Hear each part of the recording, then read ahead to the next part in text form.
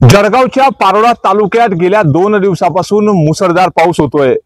याच परिसरामध्ये पारोळा तालुक्यातील हिरापूर या परिसरामध्ये ढगफुटी सदृश्य पाऊस झाला आणि ढगफुटी सदृश्य पावसामुळे या ठिकाणच्या परिसरामधील शेतकऱ्याचे अतोनात नुकसान या ठिकाणी झाले।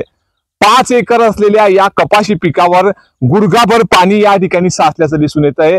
आपण अशा हिरापूर परिसरातील एका शेतकऱ्याच्या शेतामध्ये आलो आहोत की ही त्याची कपाशी हातातोंडाशी आलेला कुठेतरी हा घास या पावसामुळे नास्त नाबूद झाल्याचं दिसून येत आहे।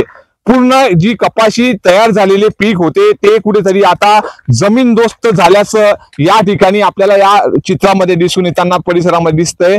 आणि या परिसरामधील मका असेल, कपाशी असेल, या परिसरामधील या ढगफुटी सदृश्य पावसामुळे कुठेतरी जमीनदोस्त झालेला आहे। मात्र अद्याप या परिसरामध्ये कुठल्याच प्रकारचे या ठिकाणी प्रशासकीय अधिकारी असतील, तलाठी या ठिकाणी अद्याप पोहोचलेले नाहीये। आपल्यासोबत काही शेतकरी वर्ग आहे। दादा, काय सांगाल?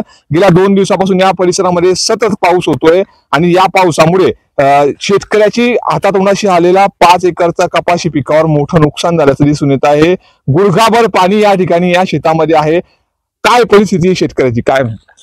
मी स्वाभिमानी शेतकरी संघटना युवा जिल्हा अध्यक्ष वाल्मिक पाटील 15 आणि 16 ऑगस्ट रोजी हिरापूर, धाबे, उत्रड, तांबोडे आणि मोहाडी या सार्वे मंडळातील गावामध्ये अतिशय ढगफुटी सदृश्य पाऊस झाला।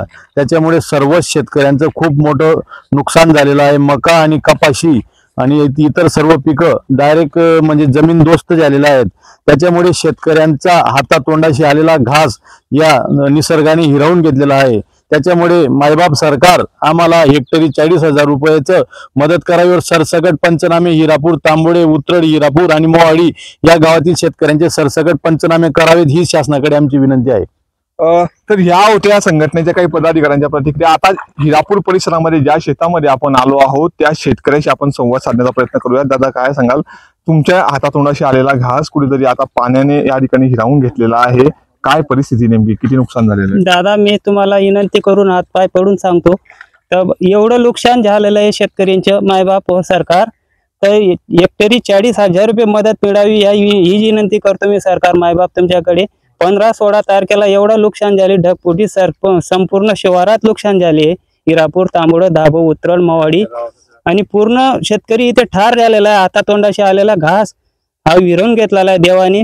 तर सरकारकडे हीच मागणी आमची मायबाप सरकार, तर आतापर्यंत कोणी झालेलं नाही पंचनाम्याला, तर तुम्ही पाठवा, तर लवकरात लवकर पाठवा। आणि हीच आमची विनंती आहे, हीच आमची कृपा आहे तुमच्याकडे सरकार मायबाप, नाही तर आम्हाला पावडर प्यायची येड येईल। तुम्ही जबाबदार असाल सरकार मायबाप आणि तुमचे अधिकारी राहतील, ही तुम्हाला नम्र विनंती कडकडीने करतो।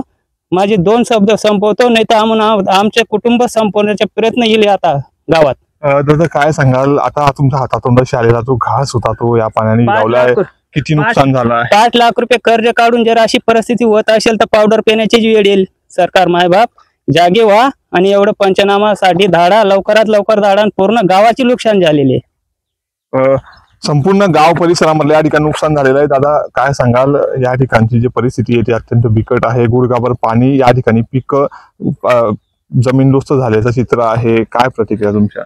सरकार मायबाप मी एवढं सांगू इच्छिते की आमच्या शिवार हिरापूर शिवार, तांबोडे, हिरापूर, धाबे, उत्रड अशा शिवारमध्ये ढगफुटी सारखा पाऊस पडलेला आहे। त्या दृष्टीने आमच्या शेताचे फारच नुकसान झाले।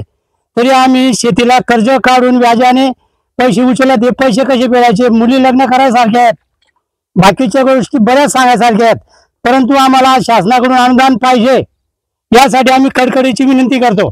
आणि सरसकट पंचनामा करा हीच मागणी आमची शेतकऱ्यांची, दुसरी काहीच नाही। आम्हाला तुमचीच अपेक्षा, आता कोणाचीच नाही।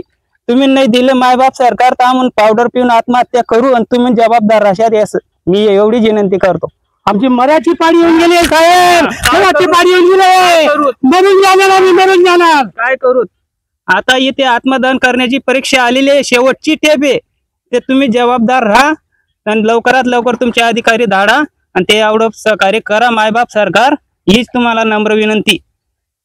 तर ह्या होत्या भावनिक शेतकऱ्याच्या प्रतिक्रिया की गेल्या काही दिवसांपासून या ठिकाणी मुसळधार पाऊस झाला, मात्र अद्यापही परिसरातील तलाठी असतील, मंडल अधिकारी, सर्कल किंवा कुठलाही कृषी अधिकारी या शेतापर्यंत पोहोचलेला नाही आणि या ठिकाणी पंचनामे देखील केलेले नाहीये। त्यामुळे या बोलक्या भावनाच्या या शेतकऱ्याच्या प्रतिक्रिया की जर आता आमच्यावरती विष पिऊन पावडर पिऊन मरण्याची वेळ या ठिकाणी आलेली आहे, आमचं कुटुंब कुठेतरी बर्बाद झाल्याचा या ठिकाणी दिसून येत आहे. त्याच्याचमुळे तात्काळ पंचनामे आणि सरसकट पंचनामे करून आम्हाला कुठेतरी मदतीची अपेक्षा या ठिकाणी या शेतकऱ्यांच्या बोलक्या प्रतिक्रियातून व्यक्त झालेली आहे. नितीन नांदुरकर, न्यूज 18 लोकमत, जळगाव.